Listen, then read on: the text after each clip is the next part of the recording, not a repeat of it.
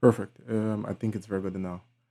Hi, everyone. Welcome to my very first episode of SecGen, where we'll be diving into real world examples in cybersecurity, hacking labs, and tools, and everything in between.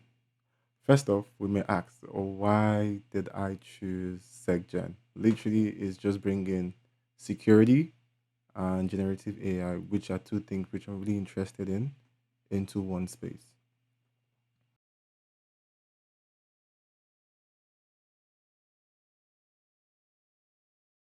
I'm a cybersecurity engineer with a background in network engineering and data center management. Over the years, I've built and broken a lot of tools and things, literally from my computers to different tools in cybersecurity, which I've tested. And now I'm building a home lab to go even deeper into detection engineering, incident response, and automation of different cybersecurity tools, which we use in our everyday world today.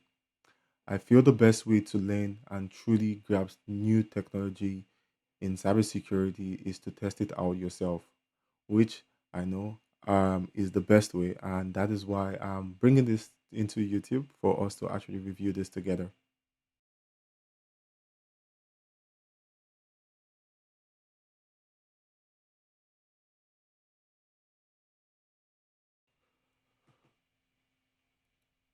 This channel is for everyone who is interested in cybersecurity.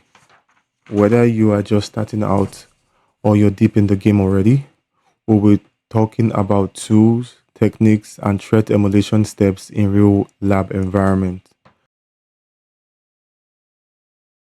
Some topics which I'll be covering include security onion, Wazuh, and Sysmon for detection, Active Directory setup, Splunk for log management, Docker, Linux, and Jenkins for automation, vulnerability scanning with Nessus, VPN, and PfSense for network segmentation. We're also going to look into threat emulation tools like Caldera, Metasploitable, and also the C2 server. And of course, we'll test a lot of different hacking hacks that attackers use and how we could detect them in our environment.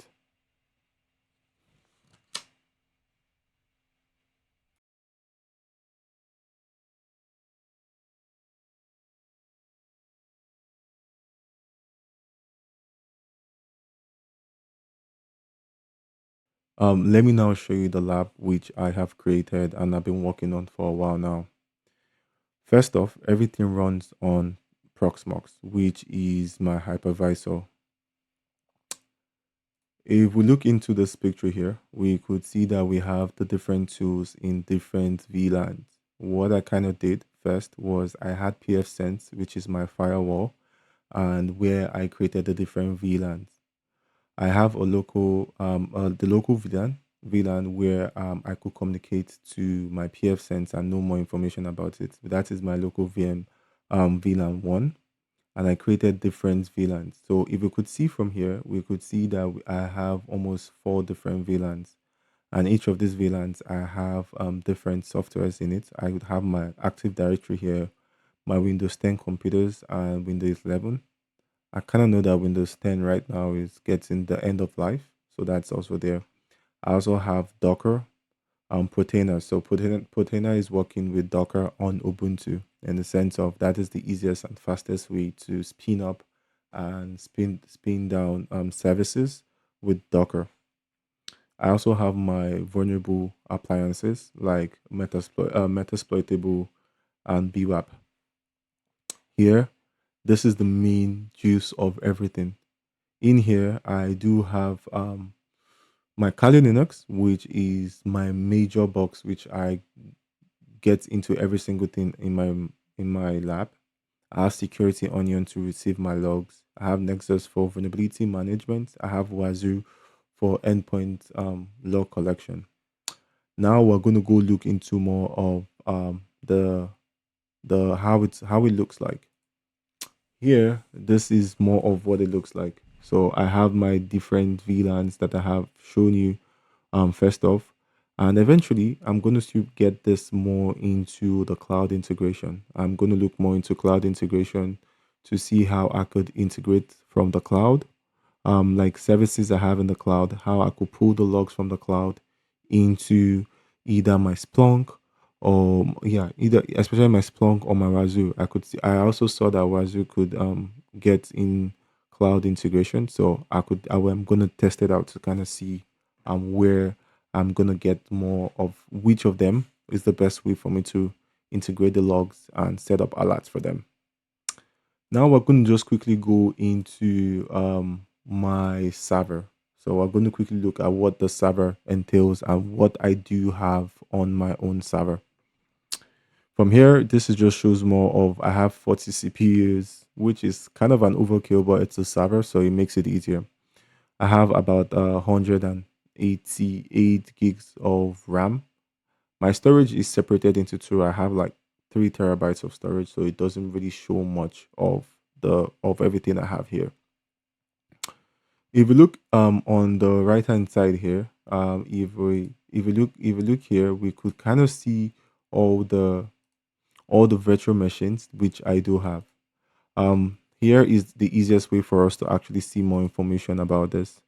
So I do have PfSense. PfSense is my firewall, which I first spoke about, and which I'm going to actually provide the different steps on how I created this. I'm going to review this and how this was set up, how you could set yours up with the best settings so that you could have easy communications from every single part of your environment.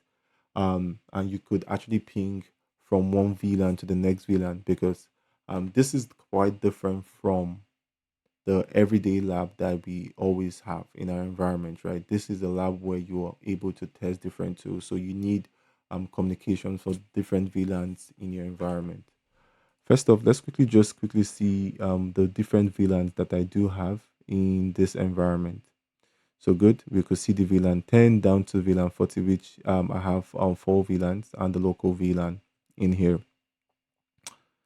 For this is my Proteiner. Proteiner literally runs on Docker, right? It makes it easier for you to be able to run Docker in your environment.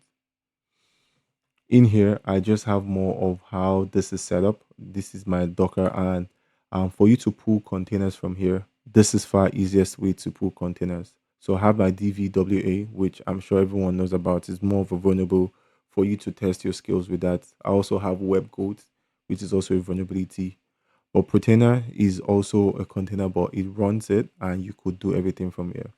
This is quite good because you could actually run most of your things in here also. Now, this is the show of, for to me, this is more of the show, or this is the main character in every single thing I'm running. We actually do know now that a lot of people, a lot of companies, and a lot of cybersecurity companies to use a lot of EDRs, right? So how do we actually get more out of the EDR tools that we have in our environment? How do we make detection rules to actually figure out when things are happening in our environment? These are the things that we are going to be working in and looking into more as we go on in the journey together. And I'm very much excited for every single person to actually join me as I go on with this. Let's quickly just even look at this to see what I do have in here, especially for the Wazuh. So with this, I integrated the logs. I integrated all the logs from my PfSense, from my Kali box, from my Docker virtual machine, my Active Directory, and my Windows 11 computer, which is a domain joined computer right now. Every single one of them sent all their logs down into Azure. For my Windows computers, I also installed Sysmon. And we know that with EDR tools, you could receive all the information, you could receive bare information from there. But with Sysmon, we could get more information that we do need in our environment. We also have Nexus, which is my vulnerability, which is for vulnerability. Security Onion, which I would like to deep dive in more to collecting logs. And I also have Splunk, right? So Splunk is also something which I'm going to be testing out with you, and the journey of Splunk security on Wazuh will be one of the major things that I'll be testing out here. I'm just going to quickly come back here. These are just the different pieces that I've set up. The nice thing about this is that with the different pieces, I could test the different tools that I do have and kind of see how it works on the back end to see if this works well and what rules I could create better in the future related to this. Splunk, Wazuh, Caldera, and this is just more for my AI, right? I'm testing around to see what I could do with AI. So this is more of the lab that I do have at the moment. I'm going to be adding more things to the lab as we go on. Anything you want me to go in deep dive to review, please always just let me know. Comment and just put a comment below, and I'm just going to look into that too.